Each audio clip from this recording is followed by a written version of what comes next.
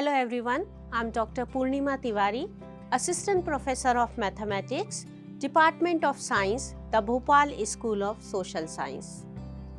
In two previous videos for this topic annuity, we discussed about meaning and types of annuity, annuity due and annuity certain. In this video, you are going to learn about perpetual annuity or perpetuity and deferred annuity. Let us start with perpetual annuity or perpetuity. A perpetual annuity is an annuity whose payment continues forever. That is, perpetual annuity has no end. For example, in case of real estate, once you paid purchase price of any estate, then you are entitled to receive infinite streams of rental payment. Now, the amount of perpetual annuity is not defined because it increases without any limit as time passes on. However, present value of perpetual annuity is a finite sum and we can find it by mathematical formula PV is equal to P by I. Now this P is value of each installment and this I is rate of interest per period, which can be calculated by the formula I is equal to R by M.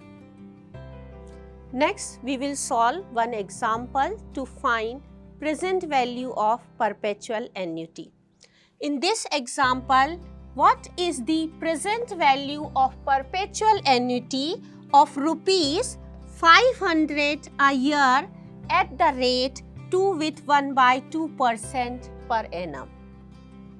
In this example, the value of P is 500. Installments are yearly, that is M is equal to 1 and the rate of interest R is 5/2% or we can write it as 2.5%. For the solution, we will use the value of PR and by using the formula I is equal to R by M, we can find the value of I is 0.025. Now to calculate present value, we will use the formula PV is equal to P by I. And now we substitute the value of P and I, we will get PV is equal to 500 upon 0.025.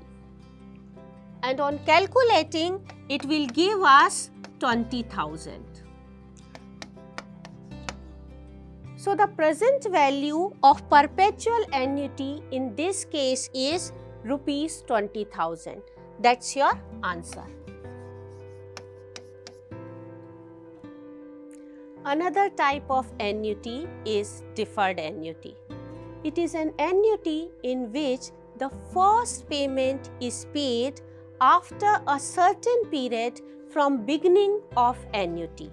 And you must note down that if annuity is deferred by n period, the first installment of annuity will be paid at the end of n plus 1 period. Now we can calculate amount of an annuity which is deferred by k period by using the formula A equal to P by I multiplied with 1 plus I to the power n minus 1 upon 1 plus I to the power k. And we can calculate present value of an annuity which is deferred by k period by using the formula PV is equal to P by I multiplied with 1 plus I to the power n minus 1 upon 1 plus I to the power n plus k. So we can use these two mathematical formulae to calculate amount and present value of deferred annuity. Next, we will solve one example for deferred annuity. Zine borrows a certain sum of money at 8% per annum compound interest and agree to pay both principal and interest in 10 equal yearly installments of rupees 1200 each. If the first installment is to be paid at the end of 5 years from the date of borrowing and other installments are paid regularly at the end of subsequent year, then we have to find the sum of borrowed by him. Now in this question, R is 8%, installment is for rupees 1200, that is P is 1200. Installments are paying in 10 equal yearly installments, means T is equal to 10 and M is equal to 1. The number of installment in a year is 1. Now you must note down that the first installment is to be paid at the end of 5 years. It means the annuity deferred by 4 years. So the value of K will be 4 in this case. Now for the solution, we will use these values. P is 1200, N is equal to 10, K is equal to 4, R is equal to 8% and the value of I is R by M, and as M equal to 1, I will be 0.08. Now we can calculate present value of this annuity by using the formula PV is equal to P by I, 1 plus I to the power N minus 1 divided by 1 plus I to the power N plus K. And now we will substitute the value of P, I, N and K. So we will get this present value as P by I, that is 1200 by 0.08 multiplied with 1 plus the value of I is 0.08 to the power N, N is 10 minus 1 divided by 1 plus 0.08 to the power N plus K, that is 10 plus 4. So when we simplify it on dividing 1200 by 0.08, we will get 15,000. From this term 1 plus 0.08, we will get 1.08 to the power 10 and in the denominator we will get 1.08 to the power 14. Now we have to find these two terms, 1.08 to the power 10 and 1.08 to the power 14. And to find this term, we will use technique of logarithm. First, we will calculate the value of 1.08 to the power 10. So to find it, we will take this value as x. Now on both hand side we will take log. So we will get log of x is equal to log of 1.08 to the power 10. Then we will apply the formula of logarithm.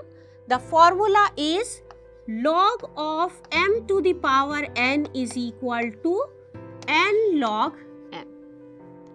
By using this formula, we will get the value of log x as 10 multiplied with log of 1.08. Then we will substitute the value of log of 1.08. So this value is 0.0334. So the value of log x is 0.334. We get it after multiplying with 10.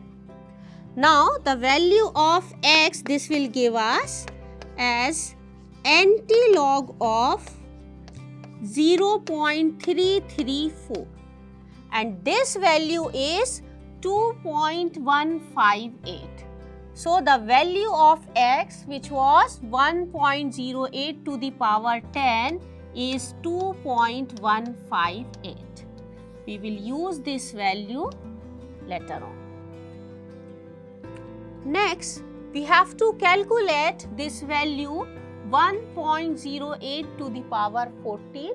We will apply same technique. We will take this value as y.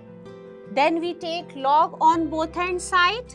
So we'll get log y, and after applying the rules of logarithm, we will get this term as 14 log of 1.08. Now we will multiply the value of log of 1.08 with 14, and this value is 0.0334. We will get this quantity as 0.4676.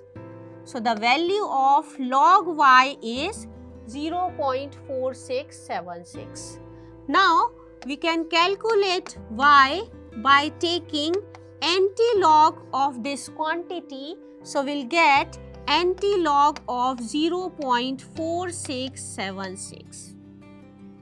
And antilog of 0.4676 is 2.935. So we'll get the value of y as 2.935. So this value is 2.935.